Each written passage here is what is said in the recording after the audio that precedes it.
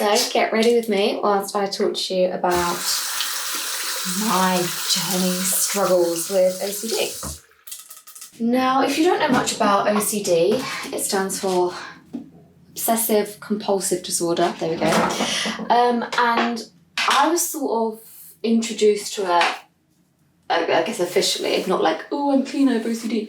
I was sort of introduced to it officially through saying it's like an extreme form of anxiety, which I definitely had as a kid, as a teen, well, mainly as a teenager. But going back as far as like my childhood, it's very, very evident. So I've never had I've never sought help for my OCD, apart from like just general counselling and stuff for anxiety, depression. And, you know, just healthy lifestyle changes for your mental health. But I've never sort of sought a diagnosis for it. I've had like an informal diagnosis from like a doctor friend, but I'm just doing this to take my hair out my face. And my friend was so not cooperating this morning, so hopefully this will help. So yeah, I had basically my auntie and I lived very close to each other, literally opposite. And she had a lot of the things which I was sort of showcasing as well. And her doctor friend told her that, like, you sounds like you have OCD, like that's OCD. She was like, oh, so she told me about it the next time she saw me. Going in with this Primark primer, which is it's apparently like a Bobbi Brown ripoff or something. But my skin's also feeling a little bit dry. But yeah, so I think what she first noticed in me was that we used to count fence panels. So counting's a big thing with my OCD. I also know that I watched the D'Amelio show, and Charlie D'Amelio spoke about counting as a form of her OCD as well. But it's sort of like setting yourself unattainable targets is what I did when I was younger. So like when you count fence panels, it all kind of blurs into one. And you can't be completely sure that like you haven't missed one, or you've counted one twice. So it would constantly be like immense frustration, and then go back to the beginning, but you had to complete it. Otherwise, like, it wasn't necessarily like, oh, everyone's gonna die in that moment anyways. But it was just like, I have to do this. It was like a compulsion, like I have to. And then I remember, I don't know why it was never picked up, right? I mean, if it was, maybe then no one's ever spoke to me about it. But I, again, lived opposite my auntie. So she used to come over a lot, and so did my cousins. But basically any time, and what age was I? I was younger than 10, because I go by my memories by what house I lived in, because I've lived in about 15 different houses. But yeah, I was about 10 years old, or younger than 10. No, I was younger than 10. And younger than 10, older than 5. And so I was probably about 7, 8-ish, up until about 10 years old. And anytime someone left my house, they'd have to do like a ritual with me, right? So I'd have to stand on the second step from the bottom of the stairs, and they'd have to stand on the floor, and we'd have to do this whole routine, which evolved. It was never the same routine. And it involved turning around, touching the floor, jumping. You had to like kiss each other on each cheek, but it had to be the exact same face. Like, it couldn't be here and then here. It had to be like exactly equal. Otherwise I would get really, really frustrated and make them do it again.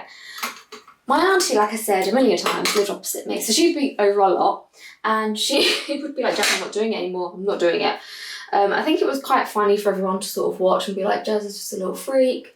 But when she would walk out the door after saying she's not doing it, I would be like, she's gonna die. Like, she has no idea what she's just done, but she's gonna die. She didn't, but looking back, I'm like, oh, that's OCD.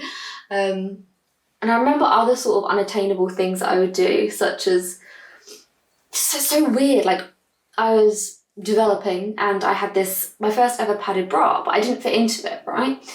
And I remember each month saying to myself, if I don't fit into this, a little bit trigger warning for just triggering language here, but I'd say if I don't fit into this by the end of this month, I'm going to kill myself. And I never did, but it would always be like, if I didn't then do it that month, it'd be like, if I don't fit into this by Christmas, I'm going to kill myself. If I don't fit into by my birthday, I'm going to kill myself. And if I don't fit into Valentine's Day, I'm going to kill myself. I chucked the bra away before I filled it. That's nice and sticky now, I just used it off primer. Yeah, so I chucked the bra away before I filled it, and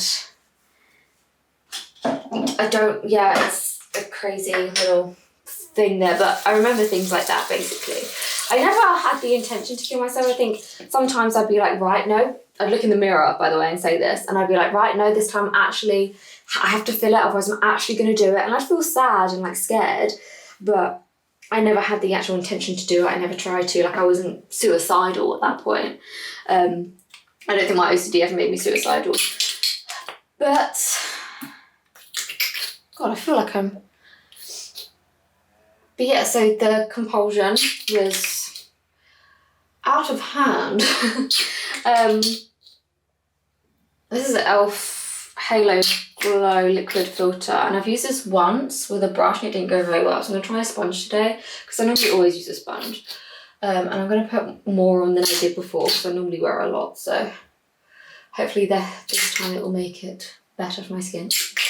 But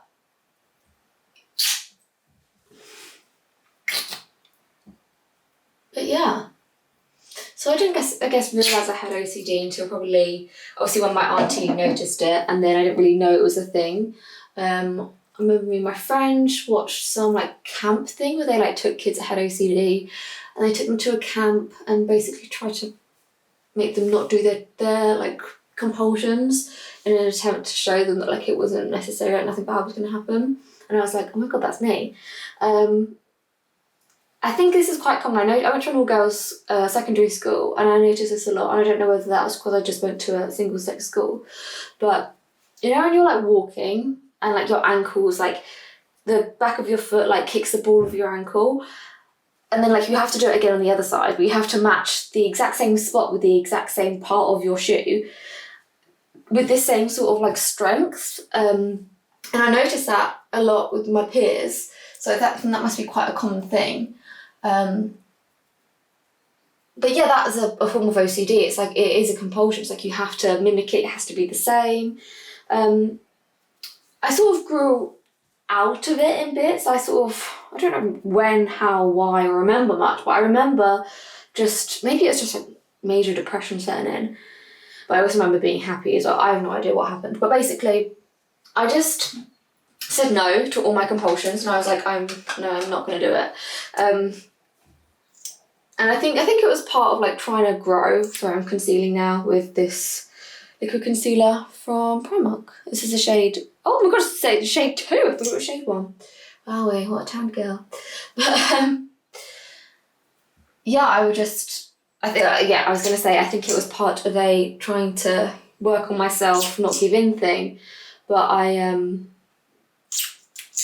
what am I even saying? Oh yeah, I would intentionally trying to ignore my compulsions. I don't know whether it was like trying to just fit in more, not fit in, but like I was a teenager, I was trying to, just be more cool, I guess. And I was like, snapping your ankles in public is not cool. Like if I'm on a date, I think it was something to do with boys and like impressing people and trying to be cool and trying to fit in.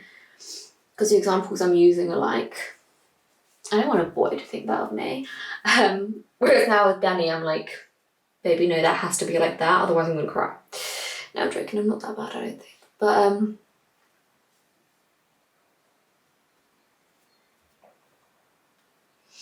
okay, I don't hate this. I think on the bits where my skin's drier, it doesn't work very well. Like, yeah. But it's not as bad as it was before. Okay, so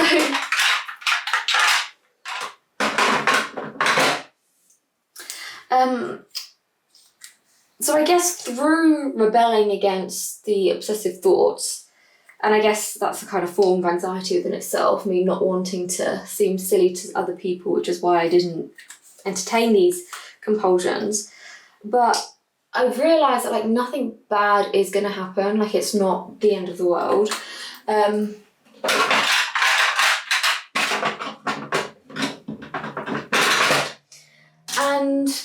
yeah, I think from then I had the proof that I think a lot of my mental health trying to combat my mental health by myself is I would talk back to the voices that I heard or the sort of thoughts and feelings I had, and I'd say like, well, I've just won and stuff like that to it. So I guess in terms of the OCD compulsions, I could literally say to myself like, it's nothing bad's gonna happen, and like I wouldn't completely ignore it. Like sometimes if I was at home or like I just for fun I would sort of entertain it. It was sort of like I'd always thought of my mental health issues as like my friend. It's like if I don't feel anxious anymore, it's like, oh well, let's just have a little anxious spiral for old time's sake, you know. So I think I would sort of do compulsions when I felt like I wanted to. And I guess that sounds really weird, that doesn't really make sense. But if I felt like the urge, I guess it didn't really, it sort of phased out of being a compulsion and was just then a habit, and then I could ignore it. Maybe that's a better way of pushing it. Like I knew no one was going to die, I knew nothing was going to happen, nothing was going to go wrong. I'm actually going to spray this Beauty Crop Richerie spray, and I think this is where I went wrong last time, so we'll see.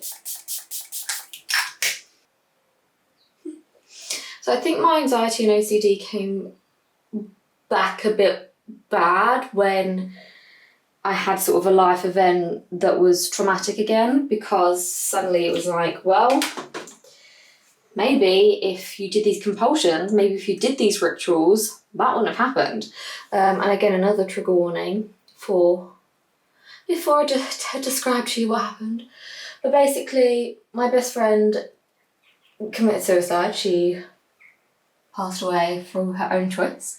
And yeah, I think that's sort of when things changed for me a lot and I became anxious again. And it was really hard to sort of retrain my mind, because I had trained my mind so far to be like, look, these things can't happen, like you're lying to me, like nothing bad happens. You know, some things are out of my control, but whatever. And then my best friend passing away was quite, I don't know whether these voices sort of just like grabbed hold of that vulnerability within me and rolled with it, but it was like, well, this is proof. Bad things can happen and you could have prevented it if you'd listened to us, like that kind of vibe. So it definitely never ever came back as strong as it did. I think it manifested more into a numbness. Like it wasn't a compulsion where I got really frustrated. It was sort of like a numbness, because obviously I was a lot older. Like the way I processed emotions was very, very different. And I guess I processed anger in a very inward way. Like it's not as explosive as it was when I was younger. Like when I was younger, I would like mess up my room. I would I say I'd mess up my room. I would like pull my drawers out, like undo my bed, like push my chair over, like nothing bad. But for me, it was like a rebel. But yeah, so I obviously processed anger differently and frustration differently, and I noticed that the OCD was sort of coming back a little bit, but it couldn't sort of fester.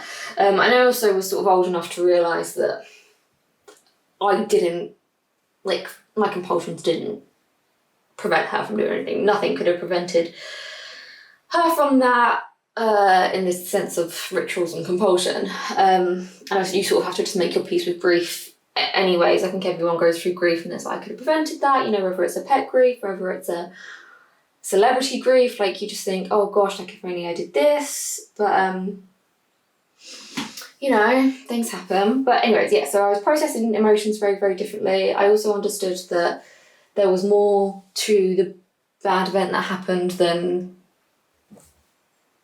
my actions and compulsions in that sense.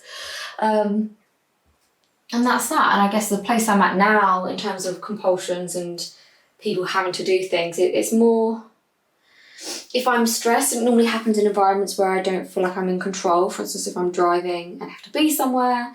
But I think I've definitely got better with it. Like I'm very good at knowing, just understanding like it's a mental illness. And for me, it triggers from stress and from,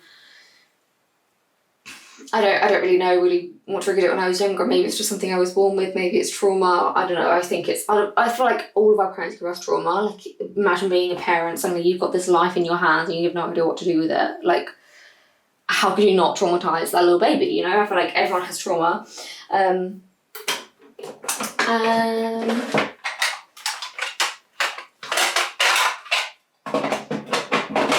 yeah, that's really where the OCD came from originally. My house was sometimes a bit, you know, it was like either end of the spectrum. Like your perfect nuclear family or your aggressive, destructive, scary place. Now this foundation shade I think has expired because this is absolutely way too dark. Oh my gosh. Am I gonna have to take this off? I'll be right back. I'm gonna have to take this off. Right, now we're going over our tried and tested True Match, but because I was a bit too light for that right now, I'm mixing my NARS dupe and the shade, I think this is shade 1. Okay, this time I'm going to go in with my Primark loose baking powder, and this is in translucent.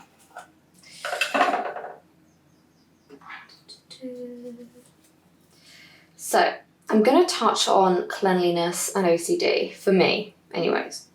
So I think that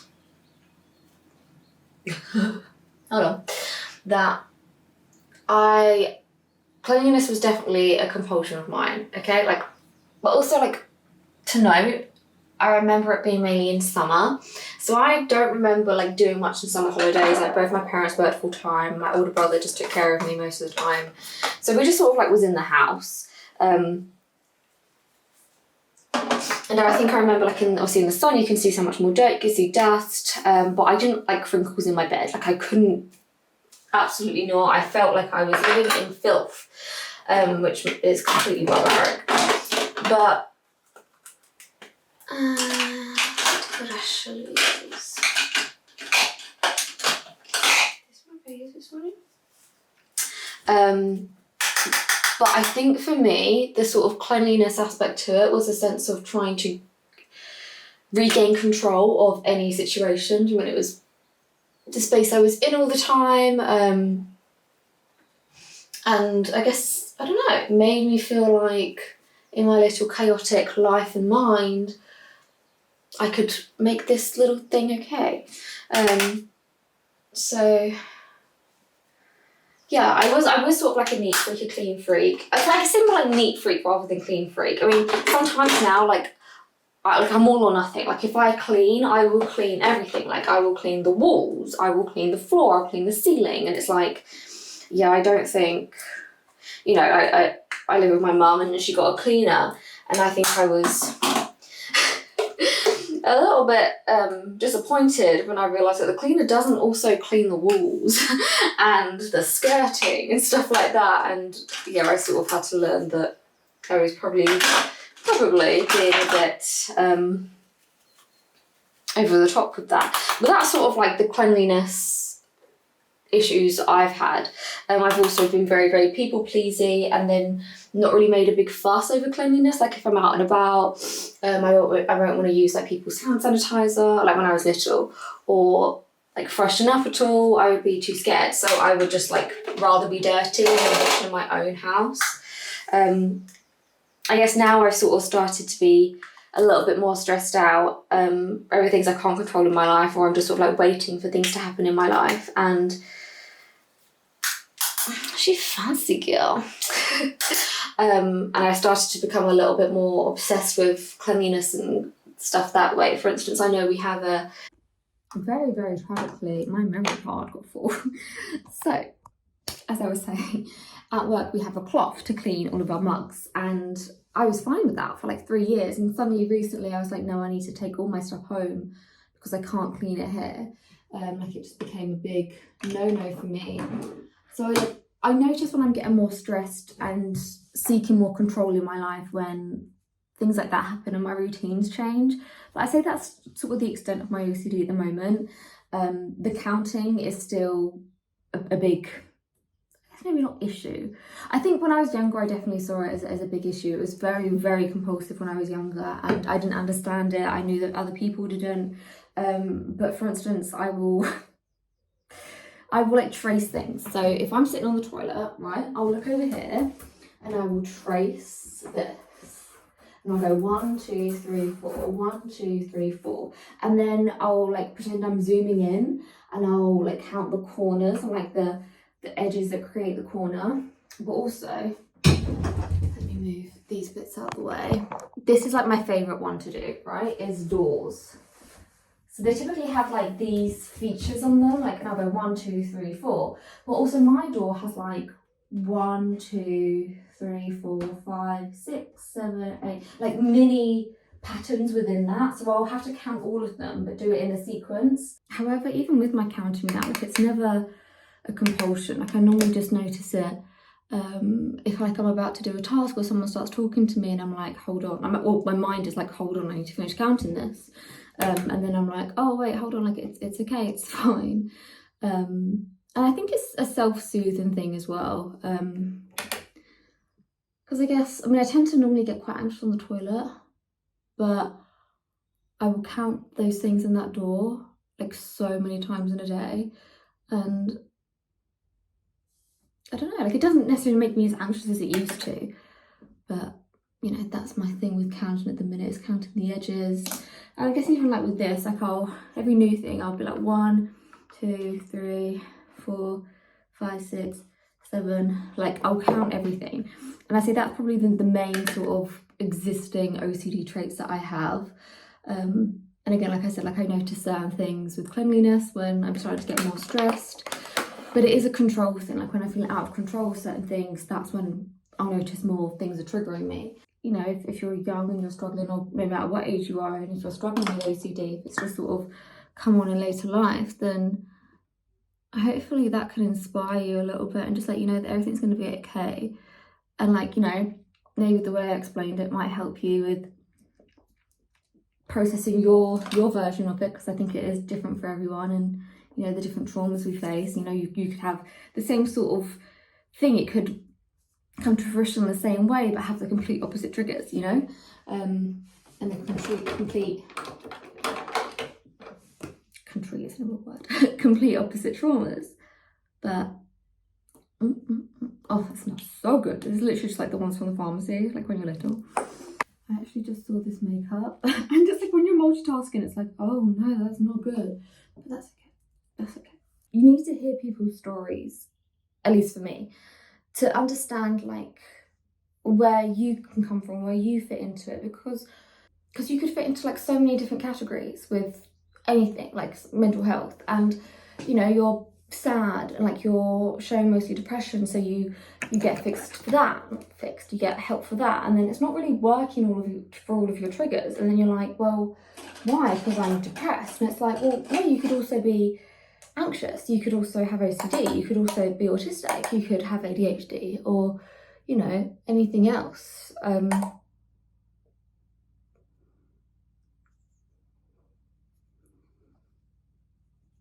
I think that's where I've really loved learning more about different people's experiences, because yeah, like it's just, you find yourself in it, and like we are an accumulation of like different stories, right? So like people have gone through similar things to us, or like I said, like maybe the complete opposite, and you can still sort of like take parts of that to like help yourself. And like maybe even, you know, you watching this and thinking, this girl was doing all the wrong things for her mental health, how has it helped her? And be like, da, da, da, da, da, da, this is what's helped me, this will do so much better, and until you end up changing my life, or whoever reads that comment. But that is everything I wanted to share really, and I'm ready, so I need to shut up. But if no one's told you lately, I love you so much, I'm so proud of you, and I will see you in the next video, my darling.